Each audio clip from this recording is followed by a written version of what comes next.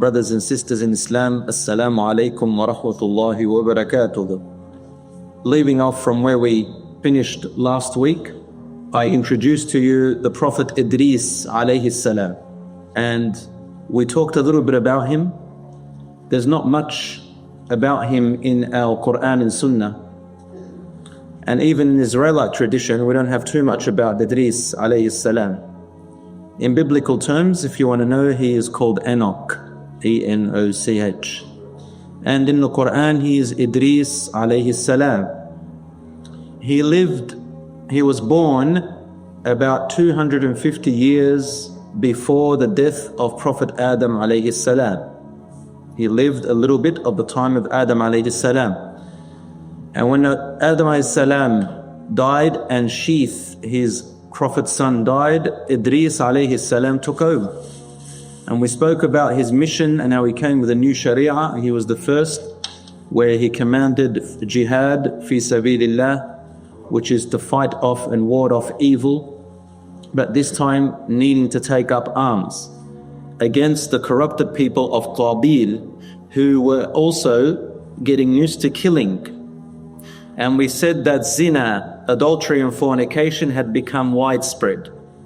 We spoke about Idris alayhi salam, that he was the first, it is narrated, that he is the first to have wrote with the pen.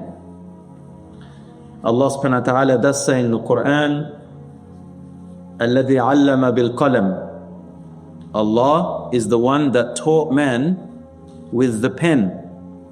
And what this means is that we write and we preserve information, knowledge, history, and pass it on from generation to generation. Idris alayhi salam was a tall man. He was approximately the same height as Adam alayhi salam, 50 to 60 dhira. Dhira means, in Arab terms, from your elbow to the end of your finger. That's one dhira. He was about 50 to 60. Adam alayhi salam was 60 here. And he was a very handsome man, Idris alayhi salam. He was broad-shouldered. He was very wise. When he walked, he had long strides.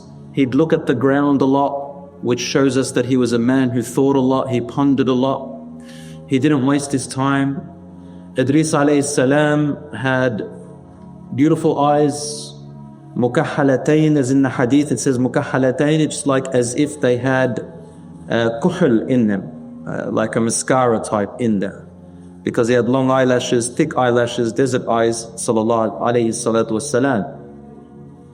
And Idris had a slight, what we say in Arabic, absa. Absa is like a frown, but not an ugly frown, not an angry frown. It's a type of frown that looked like he was sad, reminiscing all the time, sad, a kind of a sad face, beautiful yet sad face, which means he always cared. Idris alayhi salam, he fought off the people of Qabil and managed by the will of Allah to stop them from their corruption, from murder, from the spread of adultery and fornication. And remember what the Prophet ﷺ, Muhammad ﷺ, told us in the Sahih Hadith, which is in Bukhari and Muslim. He said that no generation that comes and starts to normalize adultery and fornication, fahisha means dirty sexual act, they normalize it and it becomes public and widespread, except that new diseases and sicknesses and pain will start to appear in them that did not appear in the generations before.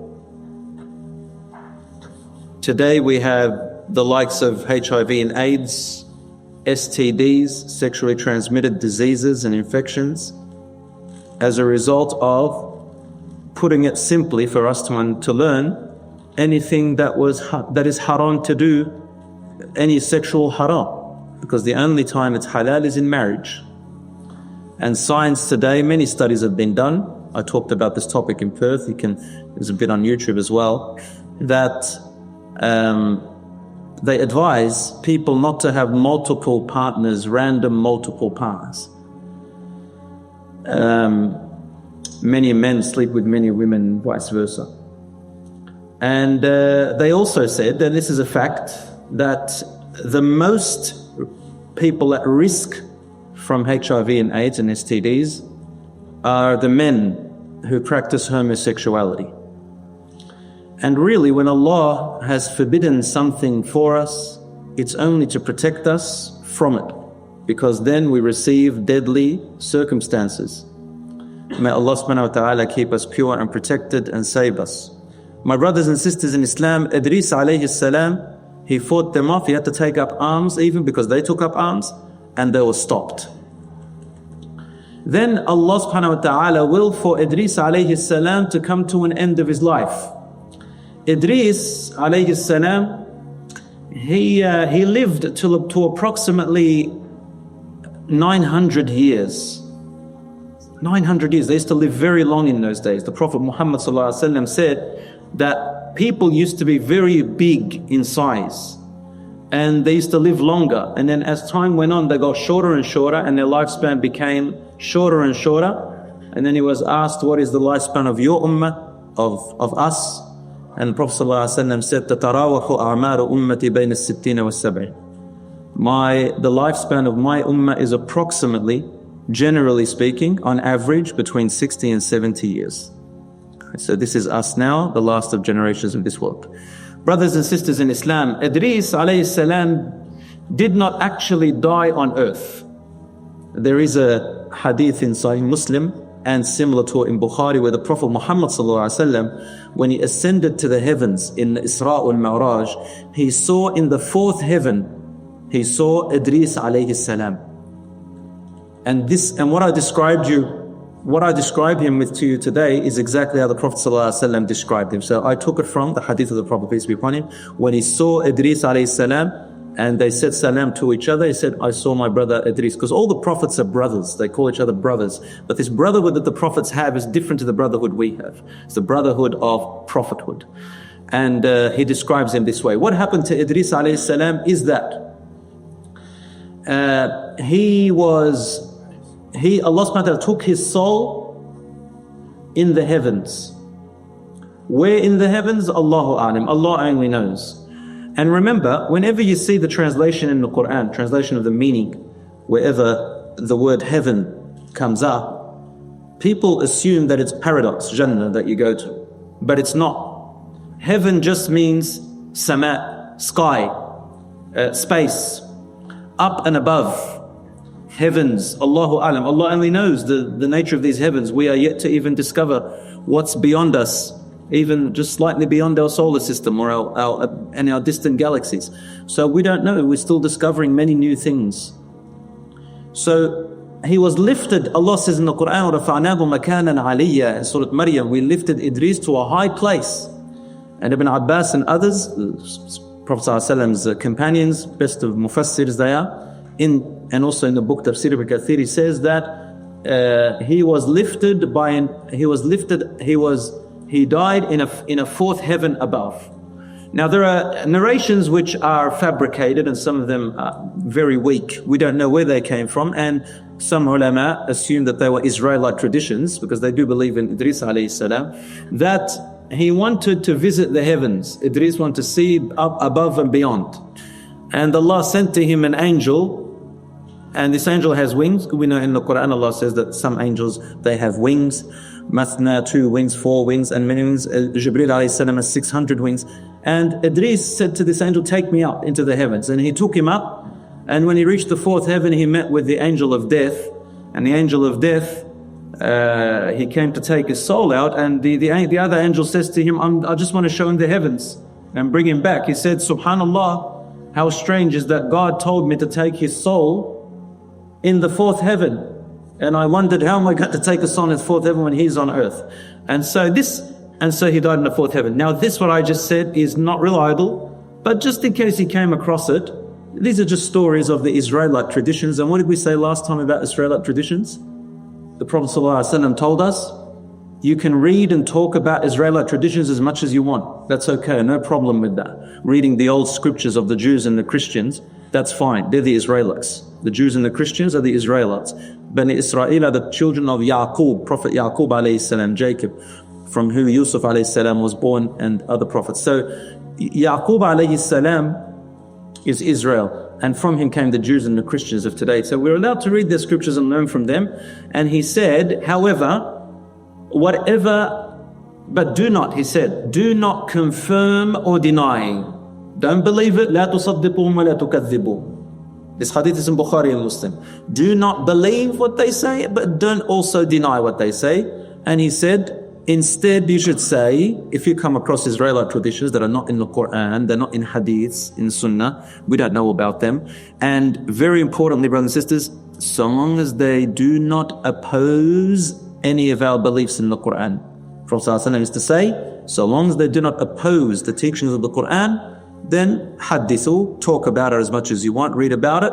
Do not say it's true and do not say it's a lie, and just say, Allah knows best, we believe in whatever came down from Allah. So that if it was true, you believe in it, it came down from Allah. If it wasn't, you say we only believe what came down from Allah, therefore, if it didn't come down from Him, you haven't lied.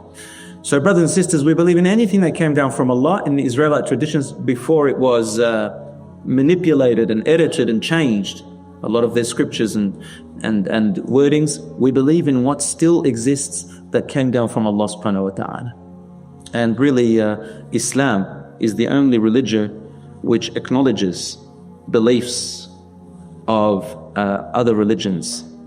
And when they talk about harmony and living in integrating with conditions, of course, integration is not giving up your ideals and your principles, but integrating and living in harmony with other people of different religions and the religion of peace and tranquility. Truly, when people study it, you see. When you study Islam, you see that. Not when you read rubbish stuff off the internet, or some wacko Muslim comes and talks strange things, or an ignorant person speaks stuff. No. So when you study Islam, you find that we are the most tolerant of all religions in the world, of other religions. Tolerant of the followers of other religions. We don't tolerate false beliefs, but what we mean is that we tolerate its people. They have the right to believe what they want, and we can live with them in harmony, trade and eat and marry from the Jews and Christians. The men, of course, can marry from the Jews and Christian women. That's another topic. And we can live in harmony. We have this for over 1,000 years. The Muslims lived, and many Jews and Christians testify this. In fact, more Jews testify to the fact that they lived with Muslims for over 1,000 years in harmony. And the Jews I'm talking about are the 80% of Jews of the world, and we had no problem with. The Jews that we have a problem with, and I want to emphasize this to a lot of the Muslims, because we're brought up thinking all Jews are bad. No, the Zionist Jews have an extreme and dangerous belief of killing and murdering. And there are Jews themselves who stand up more than Muslims and Palestinians themselves, whether they are in the US or UK or anywhere, against this. You can see some Jews, what are they doing? They burn the Israeli flag themselves, opposing the belief of the Zionists, the extremist Zionists, the fanatics of their own. So brothers and sisters, do not mistake Jews to Zionists. We have no problem with Jews, but the Zionists, we have a problem with them and their belief, because they are there to, with their belief is to wipe out anyone who sits in Jerusalem. They've got to take it over, whether by force or killing women, children or men. You know the story. So now we come back to the end of the story with Idris alayhi salam. That's all that's really mentioned in Surah Maryam about Idris alayhi salam, a few things from the Prophet ﷺ. Up to this point, brothers and sisters, nobody had worshipped idols. Nobody had worshipped anyone other than Allah. Still, up to this point, all of them were still Muslim. Now the word Muslim is what? Submitters to the command of Allah. So long as you do not make partners with Allah subhanahu wa ta'ala in any way, shape or form, you are a Muslim. And you say, Ashhadu an la ilaha illallah wa ashhadu anna Muhammad Rasulullah, with its conditions. La ilaha illallah has conditions, believing in Prophet ﷺ has conditions, then which is not doing shirk in any way, shape or form, then you are a Muslim. You could be a sinful Muslim, you could be a murdering Muslim, you could be all types of Muslims, right? It could be all these types of Muslims, all these corrupted Muslims. The only thing which Allah subhanahu wa ta'ala will not forgive on the day of judgment, like if you died and you were committing shirk, making partners with Allah in any way, shape or form, and you hadn't repented yet, You died on that. On the Day of Judgment, you will see other people, all their sins may be forgiven, maybe. Maybe the adulterers will be forgiven, maybe the murderers can be forgiven. Allah forgives whoever He wills, He knows who deserves it. Except for the person who died knowing that they were doing shirk, and they continued to do shirk. Knowing that they were doing shirk, and they continued to do shirk.